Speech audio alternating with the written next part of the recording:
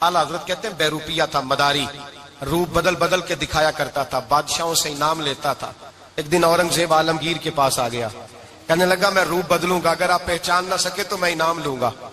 आपने फरमाया मैं कोई ऐसे वैसा बादशाह नहीं, कहा मुझे धोखा देना मुश्किल है, कहा नहीं मैं रूप बदलूंगा। हजरत औरंगजेब आलमगीर बड़े नेक बादशाह गुजरे, बड़े परहेजगार आदमी, वो बेरूपिया कहने लगा मैं रूप बदलूंगा, आप नहीं पहचान सकेंगे। फरमाया चल जितना तेरे अंदर जोर है लगा ले। हजरत ने ऐलान किया कि मैंने फौजी भर्ती कर दे, 2 माह के बाद टेस्ट होगा। वो 2 महीने दौड़ता रहा, रंग रूप बनाता रहा, आया टेस्ट देने, 2-3 सिपाहियों का इम्तिहान लिया, उसकी बारी आई तो 10 रुपए दिए, कहने लगे तेरे आने जाने का किराया मैंने तुझे पहचान लिया है।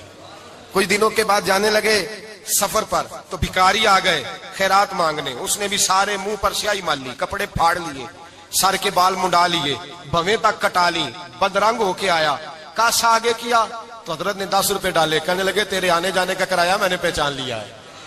कुछ दिन गुजरे तो टीचर की जरूरत थी, उसने मूंछें बड़ी कर ली, दाढ़ी नकली लगा ली, सर पे जिना कैप पहन ली, एक शेरवानी ले ली और हाथ में छड़ी पकड़ के आया, कहने लगा मैं उस्ताद हूं, 2-4 बंदों का इम्तिहान लिया, उसकी बारी आई तो 5 रुपए दिए, 10 रुपए दिए, का तेरा किराया मैंने पहचान लिया।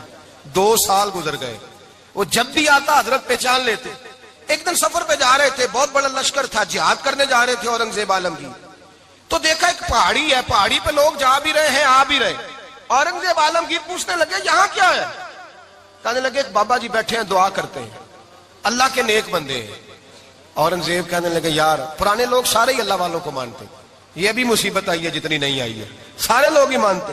कहने लगे जरा मैं दुआ ना करा लूं, अच्छे काम जा रहा हूं।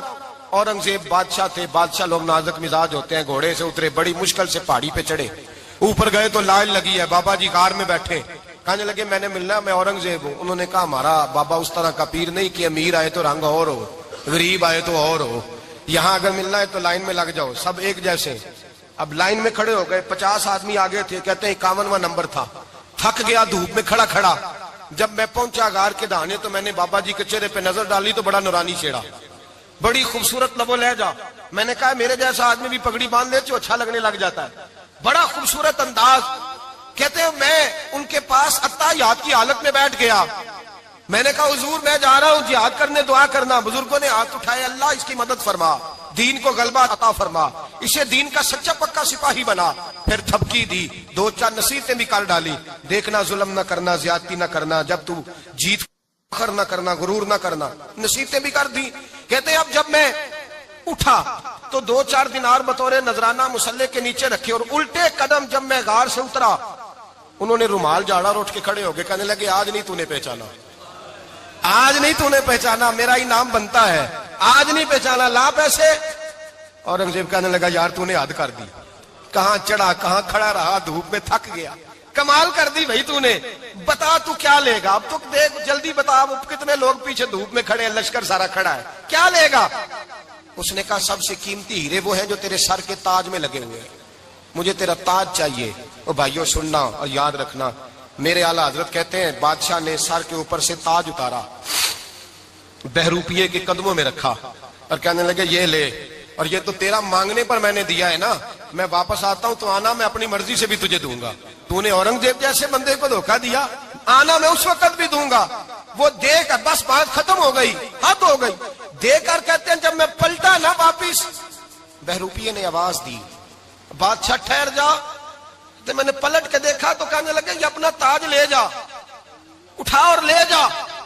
मैंने कहा 2 साल बीत गए तुझे मेहनत करते, आज काबू आया तो ले जाऊं, कहने लगा ले जा, मसला समझ में आ गया।